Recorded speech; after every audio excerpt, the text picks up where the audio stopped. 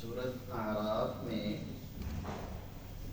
اللہ تعالیٰ نے فرمایا ہے، قل اے پیغمبر فرمائیے، من حرم زینت اللہ، کس نے حرام کیا ہے اللہ تعالیٰ کی زینت کو، یعنی وہ چیزیں جن سے انسان کو زینت حاصل ہوتی ہے، خوبصورتی، حسن، جمال اور اچھائی حاصل ہوتی ہے۔ پیغمبر پوچھیں یہ کس نے حرام کی ہے؟ التی اخرج لعبادہ، وہ زینت کی چیزیں کہ جو اللہ تعالیٰ نے اپنے بندوں کے لیے پیدا فرمائی ہیں۔ والطیبات من الرزق، اور پاکیزہ اور اچھے کھانے جو اللہ تعالیٰ نے اپنے بندوں کے لیے پیدا فرمائے ہیں، یہ کس نے حرام کی؟ قل پیغمبر فرمائیے، ہی للذین آمنوا فی الحیات الدنیا، اصل میں تو یہ مومنوں کے لیے ہیں دنیا کی زندگی میں، کافر تو ایسے ہی حصے دار بن گئے۔ ہاں جی، خالصۃ یوم القیامہ، قیامت کے دن خالص مومنوں کو اللہ تعالیٰ کی نعمتیں ملیں گی، کافروں کو کچھ حصہ نہیں ملے گا۔ کذالک نفصل الآیات لقوم یعلمون، تو اللہ تعالیٰ فرماتے ہیں جو لوگ کچھ سمجھ رکھتے ہیں، جانتے ہیں، تو اس طرح کھول کھول کے آیات جو ہیں وہ بیان کرتے ہیں۔ تو اللہ تعالیٰ نے پاکیزہ رزق اور زینت والی چیزیں اپنے مومن بندوں کے لیے پیدا فرمائی ہیں۔ اللہ کے نبی صلی اللہ علیہ وسلم نے فرمایا ہے، ان اللہ جمیل یحب الجمال، اللہ تعالیٰ خوبصورت ہے اور خوبصورتی کو پسند فرماتے ہیں۔ اور اس آیت میں ان لوگوں کا بہت زبردست رد ہے جو اللہ تعالیٰ کی نعمتوں کو چھوڑنے اور اچھا کھانا کھانے کو چھوڑنے، اچھا لباس پہننے کو چھوڑنے، یعنی اس عمل کو وہ درویشی کہتے ہیں، یعنی یہ درویش آدمی ہے جی، یہ بڑا اللہ لوگ ہے۔ تو یہ اللہ لوگی نہیں ہے، بلکہ اللہ تعالیٰ کے نبی صلی اللہ علیہ وسلم نے فرمایا، ان اللہ لا يحب ان يرى على عبده اثر نعمته علیہ، اللہ تعالیٰ اچھا لگتا ہے، اللہ تعالیٰ کو پسند ہے کہ وہ اپنے بندوں پر اپنی نعمتوں کے اثرات دیکھے۔ یہ بندہ اللہ تعالیٰ کی دی ہوئی نعمتوں سے اچھا کھاتا ہے، یہ بندہ اللہ تعالیٰ کی دی ہوئی نعمتوں سے اچھا پہنتا ہے، اچھا سسٹم اس بندے نے چلایا ہوا ہے، تو اللہ تعالیٰ خوبصورت ہیں، خوبصورتی کو پسند کرتے ہیں۔ اور یہ جو کچھ صوفیاء نے جانوروں جو اللہ تعالیٰ نے انسانوں کے لیے حلال قرار دی، ان کا گوشت کھانے، دودھ اور مکھن اور اس طرح کی چیزوں کو نا، وہ پھر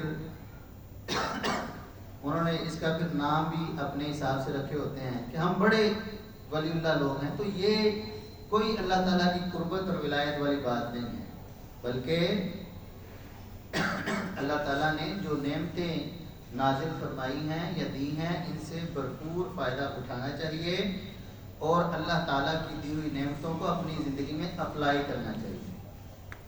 اچھا، اب کچھ لوگوں نے تو اس لحاظ سے غلو کر لیا کہ انہوں نے کہا کہ ہم تو زیب و زینت اختیار ہی نہیں کریں گے، اور کچھ نے اللہ تعالیٰ کی نعمتوں کا غلط استعمال شروع کر دیا۔ تو اللہ تعالیٰ کی نعمتوں کا غلط استعمال میں سے اب جو لباس اللہ تعالیٰ نے ہمیں دیا ہے، اس میں ہمارا شلوار یا تہبند یا پینٹ یا جو بھی آتا ہے، اس کو اگر ہم شریعت کے بتائے ہوئے طریقے کے غیر مطابق استعمال کریں، یعنی اپنے ٹخنوں کو اگر مرد ہے تو ڈھانپنا شروع کر دے، اپنا شلوار جو ہے وہ لمبی کر لے یا اس کو نیچا کر لے کہ اس کے ٹخنے جو ہیں چھپ جائیں،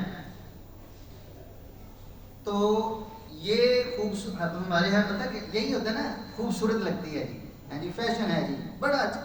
تو یہ دیکھیں کیسی بدقسمتی ہے کہ مردوں کو جو شریعت نے حکم دیا ان کو اس چیز میں خوبصورتی نظر نہیں آتی، اور عورتوں کو جس چیز نے حکم دیا ان کو اس چیز میں خوبصورتی نظر نہیں آتی، حالانکہ شریعت تو خوبصورتی کو پسند فرماتی ہے، اللہ تعالیٰ تو خوبصورتی کو پسند فرماتا ہے. تو یہ جو ہماری سوچ ہے نا جی، یہ اس طرح خوبصورت لگتا ہے، یہ شیطانی سوچ ہے، یہ اللہ تعالیٰ کی سوچ نہیں ہے، یہ دین کی سوچ نہیں ہے. تو اس لیے خوبصورتی وہ ہے جو شریعت نے ہمیں بتلائی ہے. وگرنہ یہ جس بات میں یہ اللہ تعالیٰ کے دیے ہوئے رزق میں یا اللہ تعالیٰ کی دی ہوئی نعمتوں میں لباس ایک چیز ہے، اگر ہم اپنے کپڑے کو ٹکنوں سے نیچے لے کر جائیں گے تو اس کے حوالے سے بہت سخت وعید ہے، سخت. یہ کبیرہ گناہ ہے جنہیں ہم نے ایسے ناک پہ مکھی بیٹھی جتنی بھی اہمیت نہیں دیتے ہمارے معاشرے لوگ. ایسے ہی ہے جی، یہاں تک کہ نماز میں بھی خیال نہیں کرتے. تو اللہ کے نبی صلی اللہ علیہ وسلم نے فرمایا، صحیح مسلم کی حدیث ہے، فرمایا ثلاثۃ، تین بدقسمت وہ ہیں لا یکلمہم اللہ یوم القیامہ، کہ اللہ تعالیٰ قیامت کے دن ان سے بات نہیں کرے گے. ولا ينظر الیہم، ان پر اپنی رحمت کی نظر نہیں ڈالیں گے. ولا یزکیہم، ان کو گناہوں سے پاک نہیں کریں گے. ولہم عذاب علیم، دردناک عذاب ہے. ان میں سے پہلا آپ نے فرمایا المسبل ازارہ، اپنے تہبند کو ٹکنوں سے نیچے لے جانے والا. کتنی بڑی بات ہے، کتنی بڑی اللہ کی ناراضگی ہے.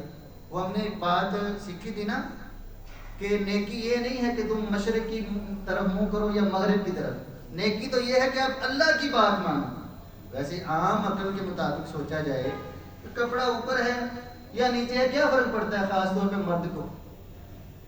ظاہر میں ہمیں تو نہیں سمجھ آتی، لیکن ہمارا کام ہے اللہ تعالیٰ کی تابع داری اور فرما برداری کا. اللہ تعالیٰ کو یہ بات مردوں کے لیے ناپسند ہے اور نہایت ناپسند ہے.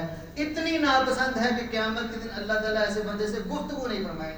یہ میری بات تو نہیں ہے، یہ جن کا آپ نے بھائیوں نے مسلمانوں نے کلمہ پڑھا، یہ اسی کی بات ہے نا، رسول اللہ صلی اللہ علیہ وسلم کا فرمان. لیکن نہیں مانتے.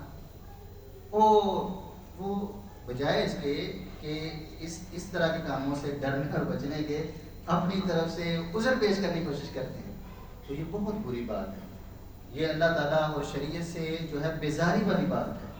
اسی طرح عورتیں بھی، ان کو اللہ تعالیٰ نے زیب و زینت ساری چیزیں شریعت نے جائز قرار دی ہیں. اب ایسی زیب و زینت کہ جس سے شریعت کی حرمت ہی پامال ہو، اللہ تعالیٰ کی ناراضگی لازم آئے، ایسا لباس پہن لیں کہ جس سے چلتے پھرتے لوگوں کی توجہ کا مرکز بنا جائے. لباس کا مقصد کیا ہے؟ فرمایا وَأَنزَلْنَا عَلَيْكُمْ لِبَاسًا يُوَارِي سَوْآتِكُمْ وَرِيشًا، کہ ہم نے لباس اتارا ہے، اس سے دو چیزیں حاصل ہونی چاہیے. ایک تو انسان اپنا جسم ڈھانپے اور دوسرا اس سے خوبصورتی بھی آئے، خوبصورت بھی ہو اور جسم اور صدر بھی ڈھکا جائے اس سے. تو ہماری اگر توجہ صرف خوبصورتی کی طرف ہوگی تو پھر ہم اللہ تعالیٰ کی نافرمانی کی طرف جائیں گے.